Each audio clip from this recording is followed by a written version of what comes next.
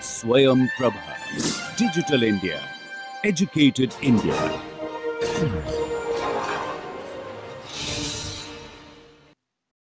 Great. Now let's get back to business. So what do you know about enthalpy balance with chemical reaction? What other stuff you know? Nobody knows anything. That's not possible. So if I say we are going to talk about enthalpy of a reaction, enthalpy of product, or theek hai, okay. Anything else you know? I would like to modify what Sneh has written. The total enthalpy, Hess law. Hess law is okay. So, okay, you know everything, but Hess law is. So if I ask about what do you know about enthalpy balance with chemical reaction? Certainly you are thinking at one level higher. There is a one level lower stuff which you know, all of you know, which you are missing out. Sneh is almost right. You just have to mention that is the total enthalpy of the reactant, total enthalpy of the product minus. Right. So Rohit, you have started to use the correct terminologies, and the most important thing we know is this: endothermic and exothermic reactions.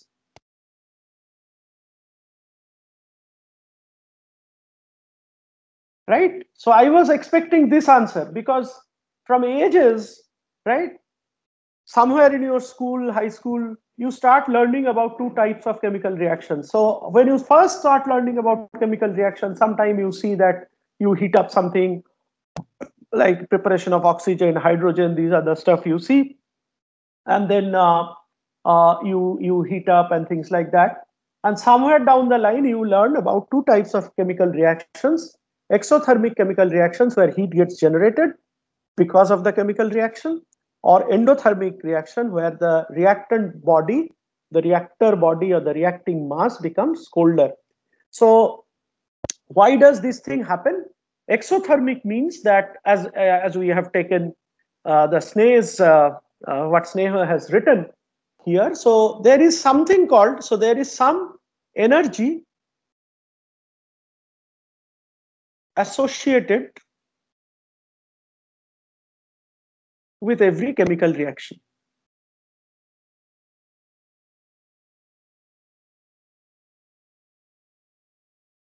Right? So typically that is called the delta HR or delta HR0. That is the standard heat of reaction. We will define it.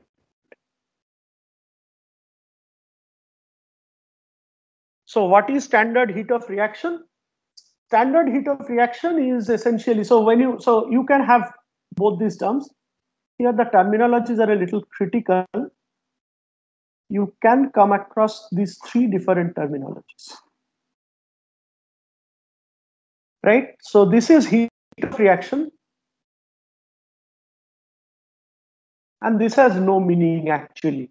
This is standard heat of reaction and this is molar standard heat of reaction or on a per mole basis. Right? Also, heat of reaction is a little tricky thing. So let's say we have a reaction like A plus 2B leading to 3C plus D, right? So the heat of reaction you calculate is of course 3 times the, I am still writing what Sneh has written, enthalpy of C, the molar enthalpy of C plus enthalpy of D minus twice into enthalpy of B minus that of A, right? So this, I guess all of you sort of understand that this is how the heat of reaction can be calculated, right? Now, what is this standard business? Why this zero? Standard heat of reaction.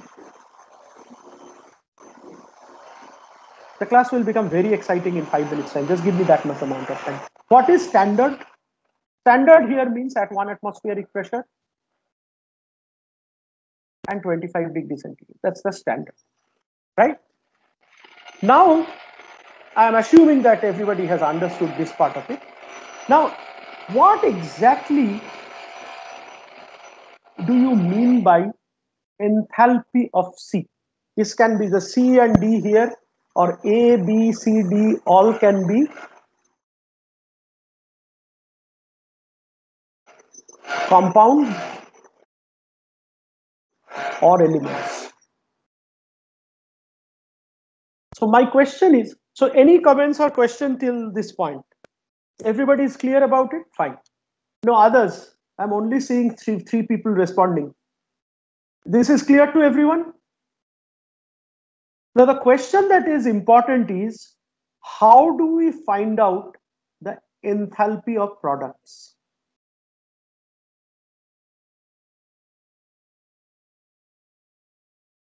Essentially what we understand, it is the weighted enthalpy of the products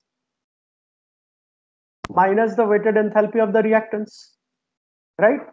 And if we calculate that at 25 degrees centigrade, that essentially gives you the standard heat of reaction. So if you would like to calculate the standard heat of reaction, let me go to the next slide and write something. So standard heat of reaction or standard molar heat of reaction, if you would like to calculate,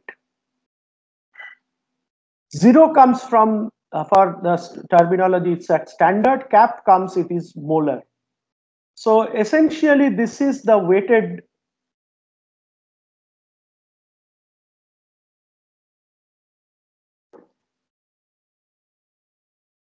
or let me write simply total enthalpy.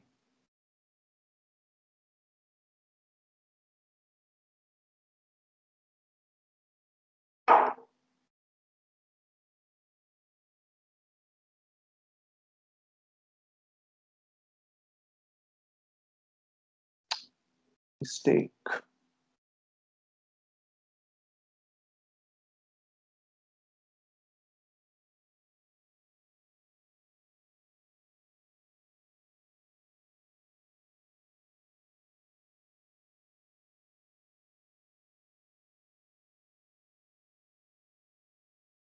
Okay. So anything else, any other attribute we should have?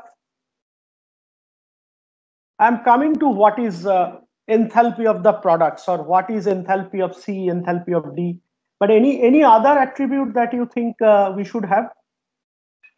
Anything else that we need to specify? Agreeing to the fact that we are measuring the standard heat of reaction.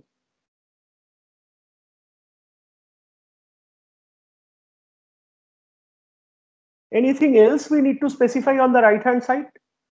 Anything else we should talk about on the right side?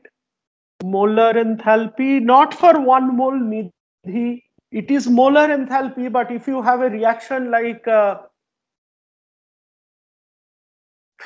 plus 2B leading to 2C plus 4D, then essentially when I say total, you have to consider twice the molar enthalpy of C plus 4 times the molar enthalpy of D minus 3 times the molar enthalpy of A plus 3 twice the molar enthalpy of B. That is one part of it. Somil, Nidhi, Sneh, what are others doing? Why the class is so silent today? I don't know. Anything else? And certainly beyond these 3 or 4 people. Standard temperature, absolutely, Siddharth. All this should be at standard condition.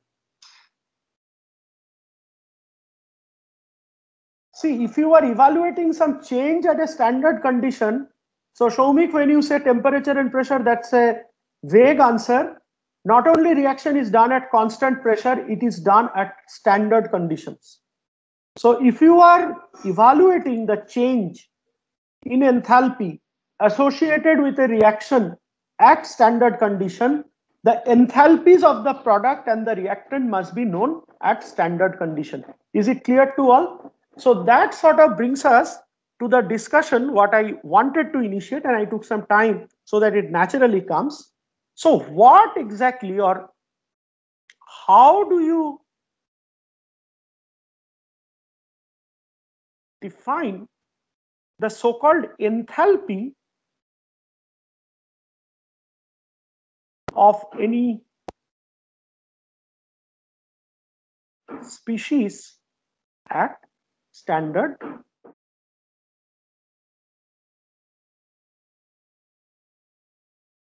That is the question. Is it clear to all? That is essentially the question. So now we understand that calculation of heat of reaction is the most simple thing one can do. This class is बाएं हाथ का खेल है. You will do it so easily. You are so capable. All of us are so capable except me. So the question is, how do we define, or what is that entity through which we define enthalpy of any species at standard condition? Yes, please. The class should know this because somebody mentioned Hess law. So if you know Hess law, you will be knowing this. And you have done enough physical chemistry in your first year, I guess. So yes is the appropriate term, and what we need to discuss a little bit more, standard heat of formation.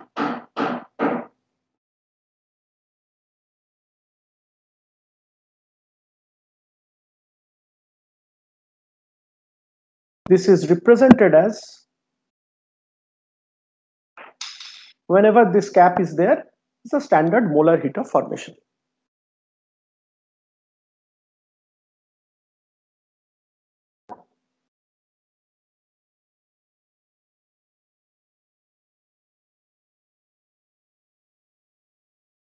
So this is, let me write down the definition. You should know it. Is the enthalpy change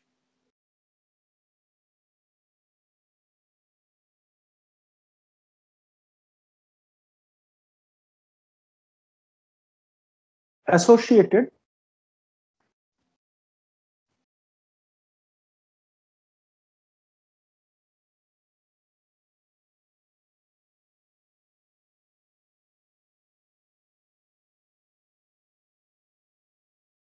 with the formation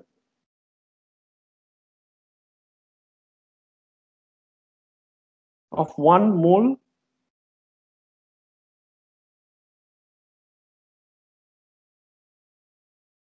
of a compound from its constituents in their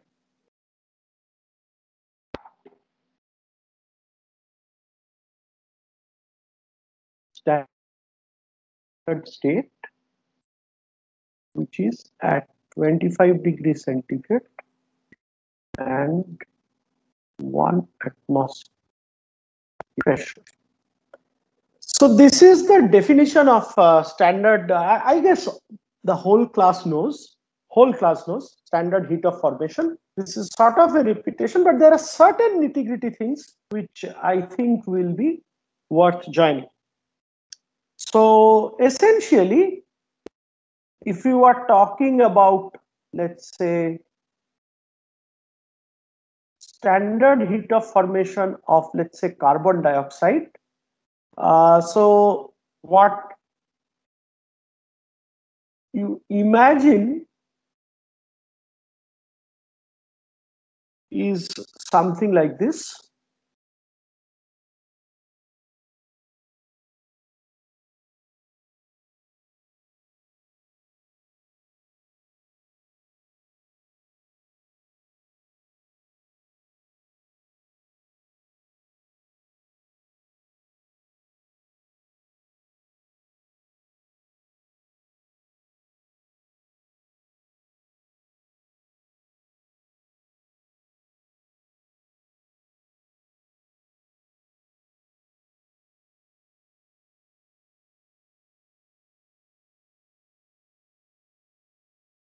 So both of them are 1 atmosphere and 25 degree centigrade. So what is the reaction based on which, this is a sort of a pictorial representation. There is a reason why I drew it.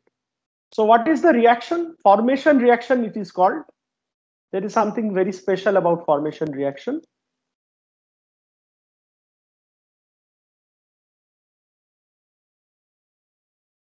So what does the definition say?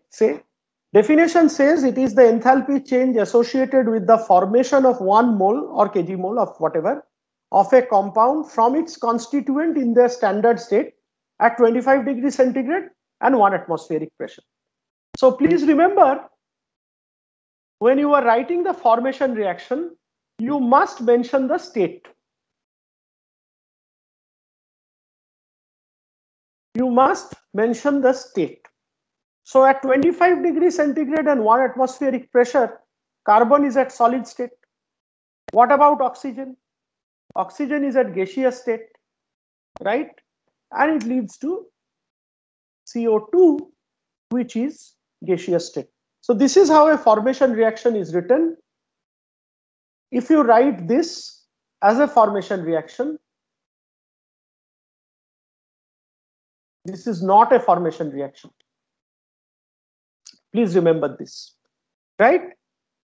And when you say,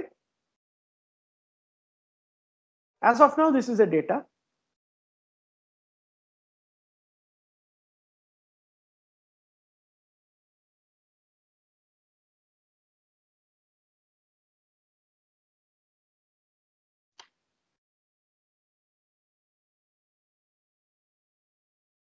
So what is the conclusion?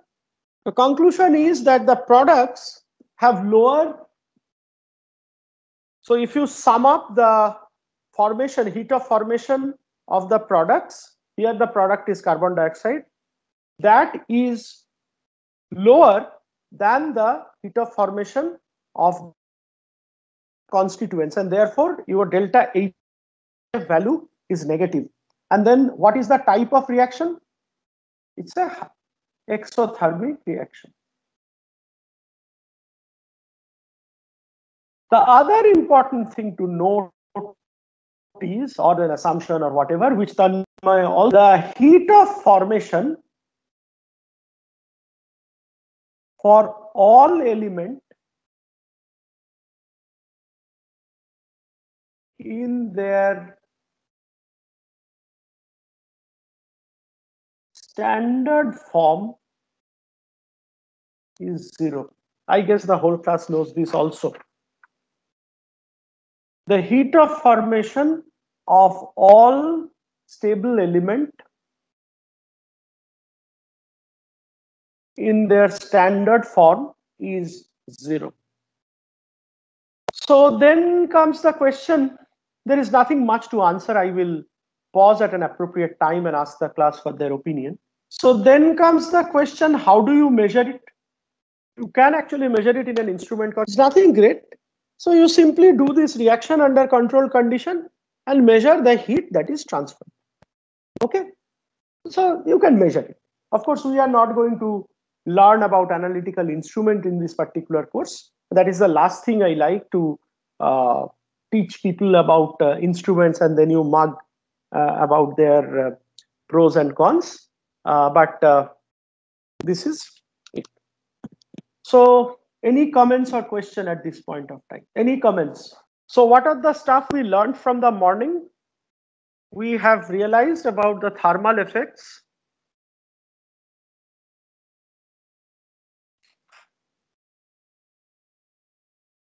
of chemical reactions, which is quantified by heat of reaction. And for quantification,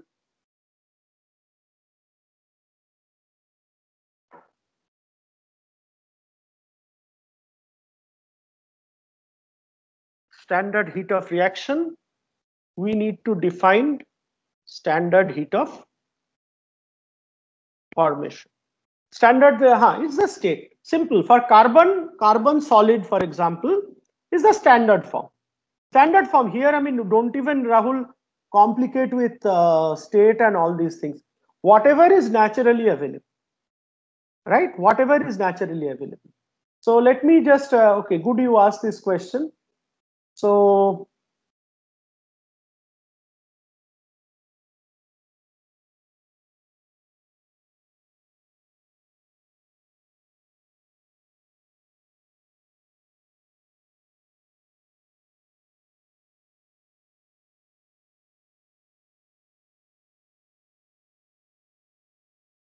yeah.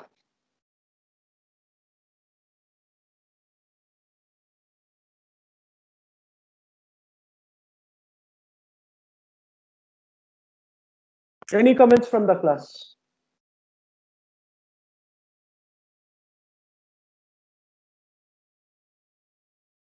Or let me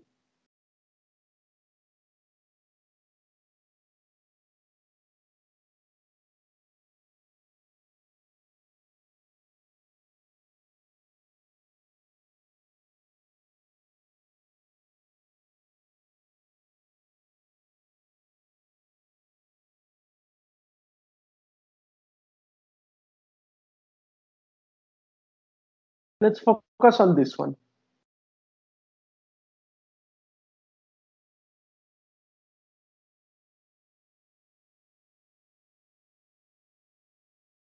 Is this statement correct? Or can this statement be correct? Why, Karan? Why it can't be correct? Okay, state is not mentioned. Very good. Just a second, my PowerPoint crashed and we lost some data. Not much. Yeah. So here is what we are writing. Uh,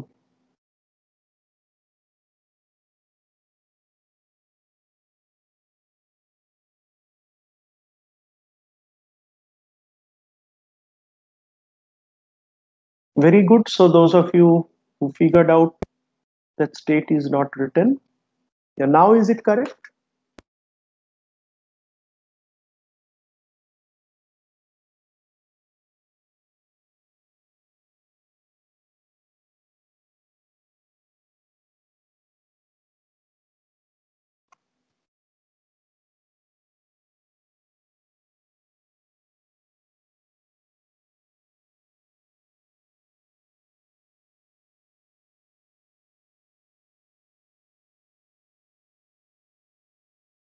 Yes, please.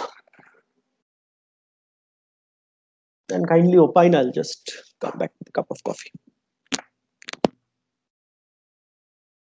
So if there is a statement like this, of course, you look into whether the state is specified this, that. But the moment you realize it's a stable element and oxygen is a diatomic molecule, so it's O2. And therefore, the statement is wrong. What about this one? So many of you are mentioning that bromine in the standard form remains in the liquid state.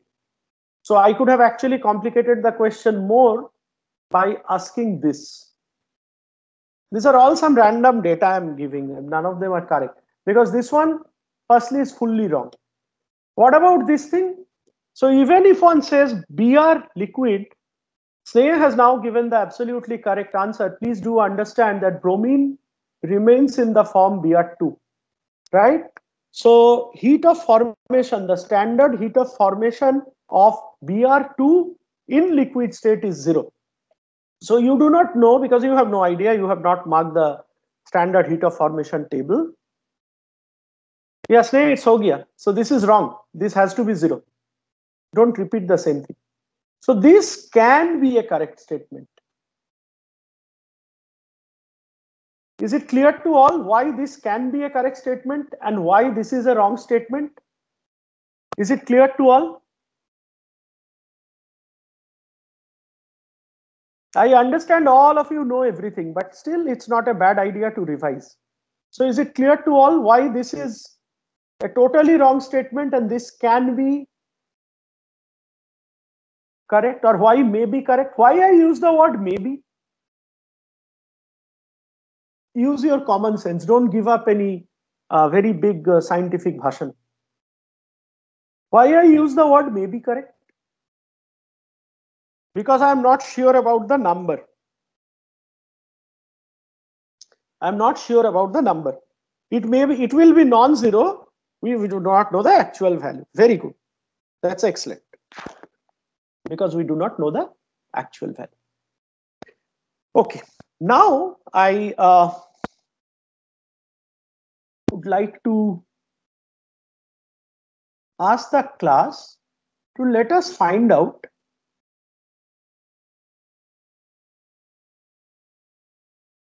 the heat of formation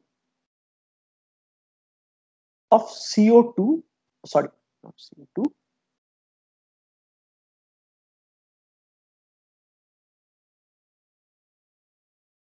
CO gas. So what do we do?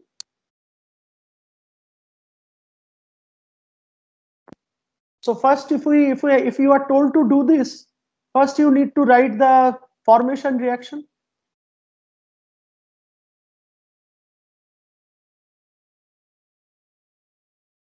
And what is the formation reaction in this particular case?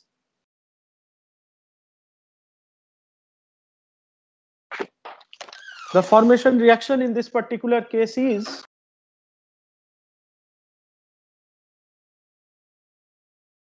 This everybody agrees? It's clear to all? This is the formation reaction of carbon monoxide.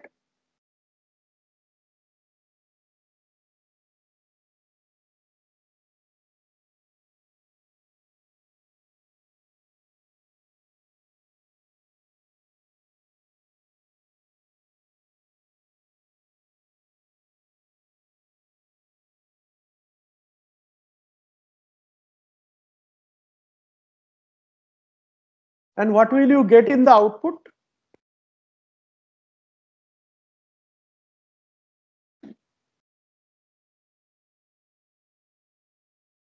What will you get in the output? If you can't tell, I will tell Arnab sir. What will you get in the output?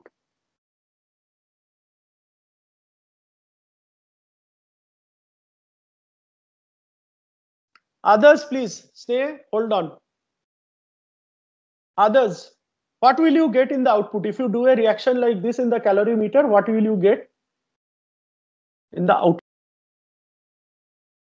What will come? Rahul, hold on. You have given answer. Others in the class, please.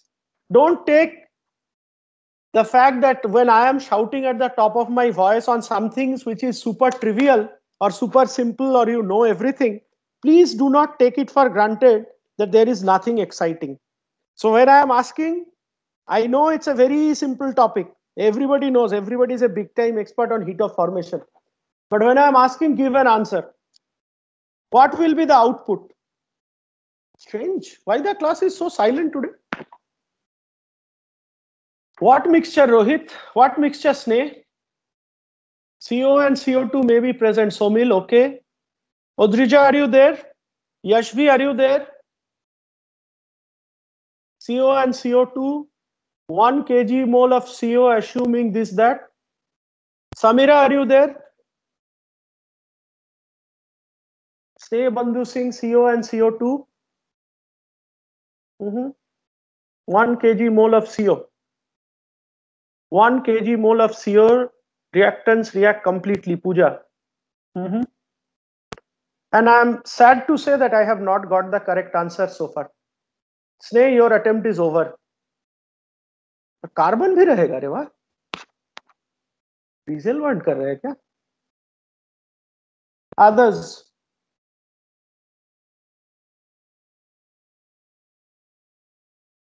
Chat box तो सबका काम करता है when it comes to the submission of assignments. अभी class का time सबका chat box में access बंद हो जाता है क्या? 1 kg mole of carbon monoxide. Okay. Reality is as follows. This is what you will get. It will not form carbon monoxide at all under normal circumstances. It will straight away oxidize to carbon dioxide because forming carbon dioxide is much more easier. Pradipti, now people have started to open up, but the reality is under normal circumstances, what you will see that half of the carbon, because see, you have 0.5 mole of oxygen. So C plus O2 equal to CO2. If you look into the formation reaction of carbon dioxide, so half mole of oxygen can consume half mole of carbon. So that half mole of carbon will get converted to half mole or half kg mole of carbon dioxide, and half mole of carbon will remain non-reactant. This is what you will get. I am disappointed with the answer. It is not that easy to form carbon monoxide. Incomplete combustion under bad fuel condition, this, that, it happens. It's not that. If you just introduce some oxygen over some carbon, what will happen? Straight away, some carbon dioxide will form and remaining carbon will remain unburnt. That's all. Right? Agreed? Convinced? So then comes the question. So this is what will happen in most cases. There might be some little bit of carbon monoxide formation here and there, but that is insignificant. So some part will remain as carbon, other part will get converted to carbon dioxide. So no, it won't, Adrija. It requires much higher pressure. It won't. Good question. After I had to call your name, you did not give the answer I was searching for. But okay, the question you asked is good. Yeah, but that present, that carbon that is present in the solid state is certainly not going to. Reducing carbon dioxide to carbon monoxide is also not that easy a reaction, right? I do not want to go into the chemistry of the reactions because that you can look into any state textbook or not, but nothing will happen. So from our understanding, अरे IP test चल रहा था, वो तो additional subject है. Tell that professor यहाँ compulsory subject चल रहा है. Don't take me for granted, that is not a good thing. I understand that is IP, but this is no P, जो भी है. Okay, so if the class agrees, because finally I could, it's fine, Adrija. Finally I could convince the whole class, or at least 20 of you responded. So you now understand what is the problem in that case. The problem in that case is this reaction does not happen.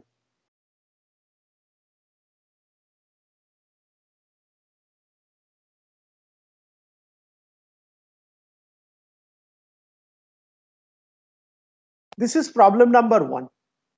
And problem number 2 is, then how on earth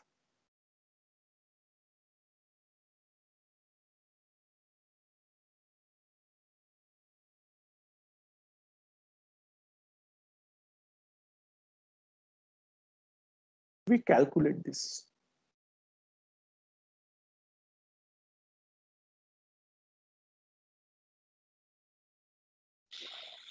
So if you agree to this, there is a major learning. I guess again this all of you know, but it's important to formally write it down. Formation reactions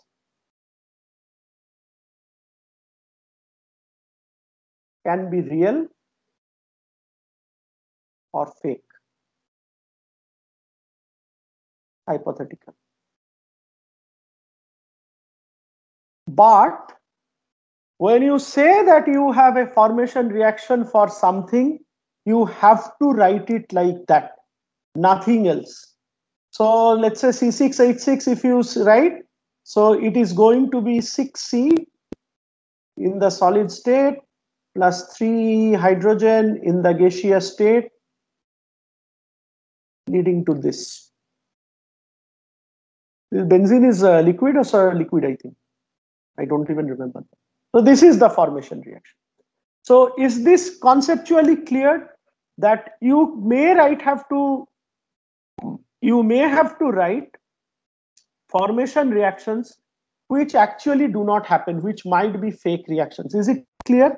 So formation reaction may or may not be a true chemical reaction. It may happen, it may not. Is it clear?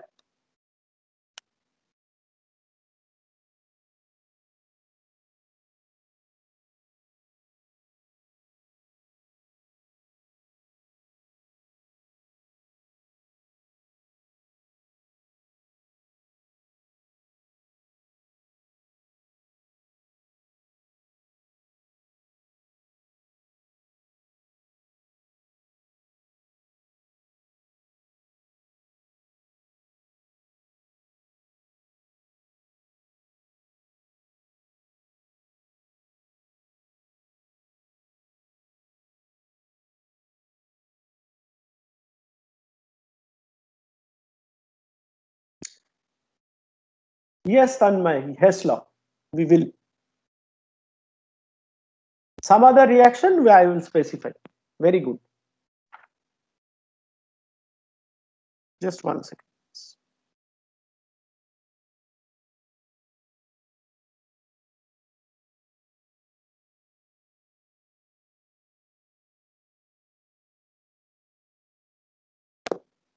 Okay. So this is known to us.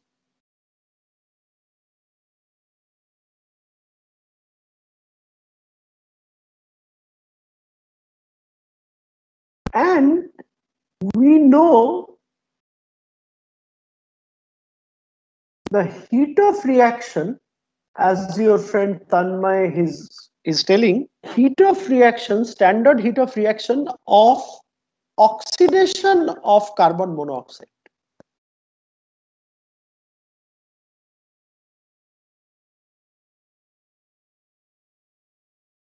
And what is that?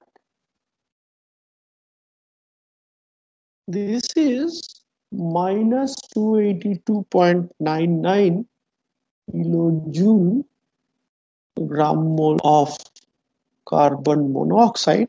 So what is the oxidation reaction of carbon monoxide? Oxidation reaction of carbon monoxide is this: carbon dioxide, carbon monoxide in gas, half O2 leads to CO2G. So these are the data we have, and based on these two data, we are going to find out by Hess law. How many of the class knows Hess law? Ideally, I all should know. Or let me ask it the other way around. Who in the class does not know Hess law? I will teach. You know or you do not know, I will teach. It is in the syllabus and therefore I will teach. Hess law is known to all or not? It's very simple thing. It's nothing more complicated than essentially solving two simultaneous algebraic equation by the process of elimination, nothing else. It's very simple. Nobody knows whether it is chemically valid or not, but it's a mathematically valid technique. Everybody knows Hess law. So what exactly is Hess law? Can somebody summarize? Okay, great. Everybody knows. My work is even less. So can anybody summarize what is Hess law in a nutshell? The exact statement of Hess law. Or based on what consideration Hess law is written. That consideration is actually wrong. Anyway, what in a nutshell, if I ask you, what is Hess law? What will you write? What is the fundamental basis of assumption of Hess law? Or what exactly is Hess law? All of you have said now you know Hess law. So tell me what is Hess law?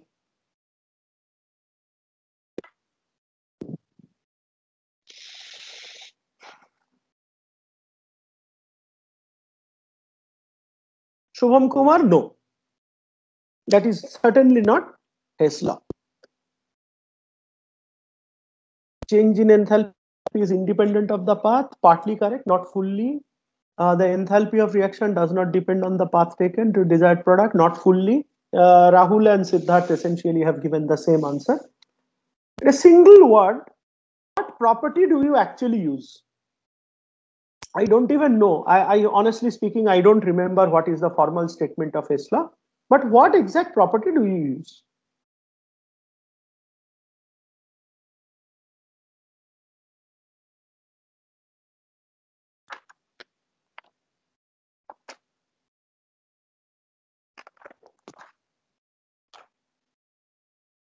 Enthalpy is a state function. Enthalpy is a state variable. Well, from the standpoint of, I'll give a clue what I am asking.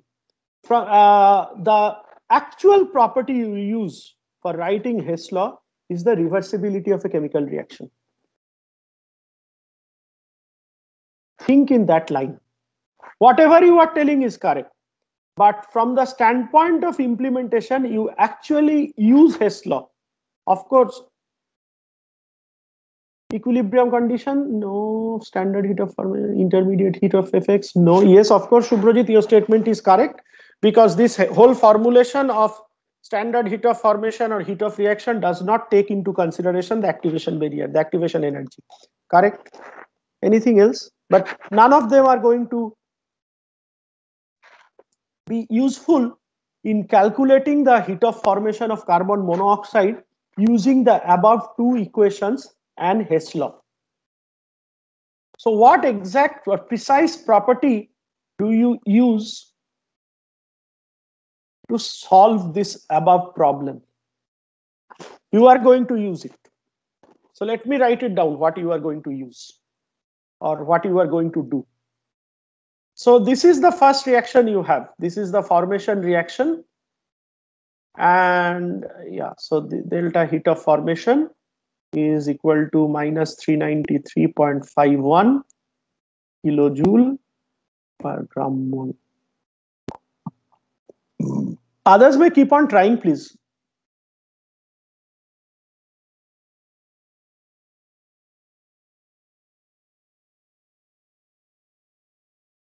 If I've written it in the solid state, I have simply made a mistake. I'm sorry about it. Here it is G. It is not solid. Might be because of my handwriting. Anywhere I have written, it's a mistake. It's G, all G only. Just more of a handwriting error. This is G, this is not S.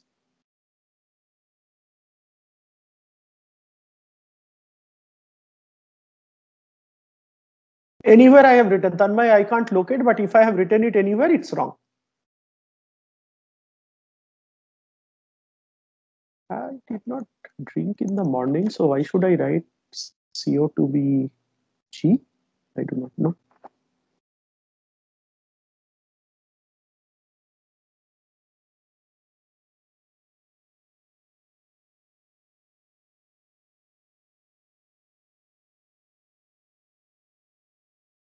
So if you add up,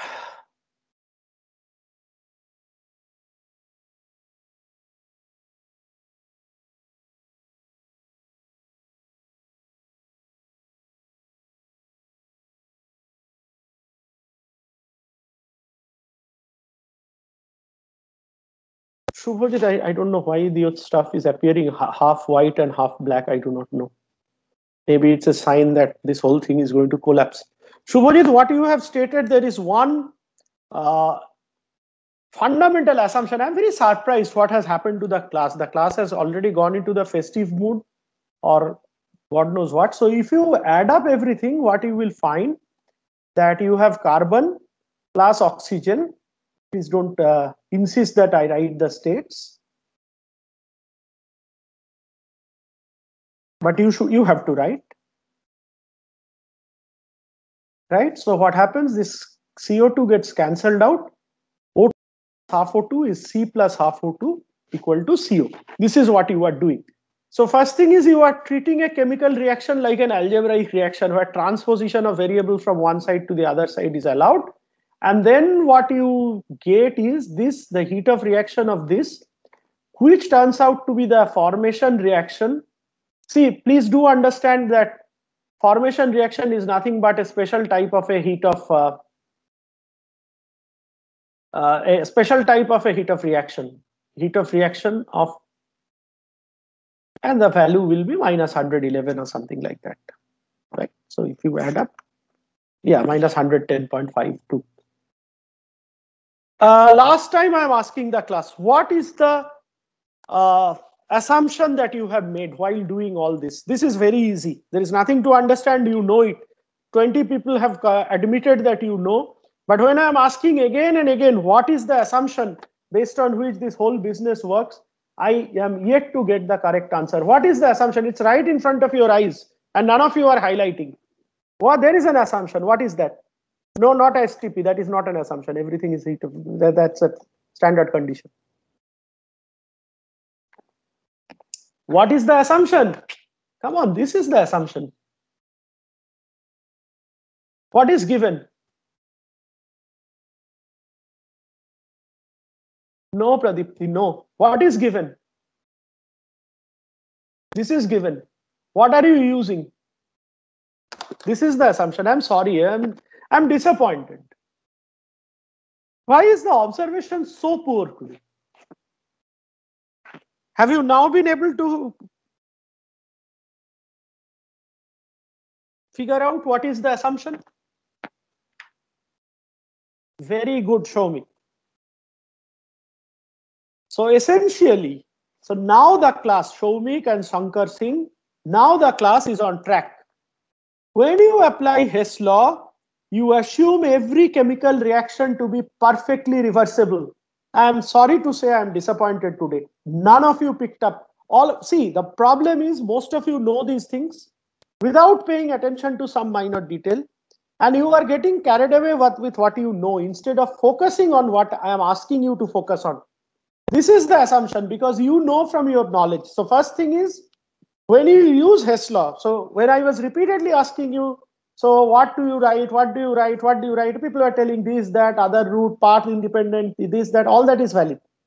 Most important thing you are writing is any reaction you consider,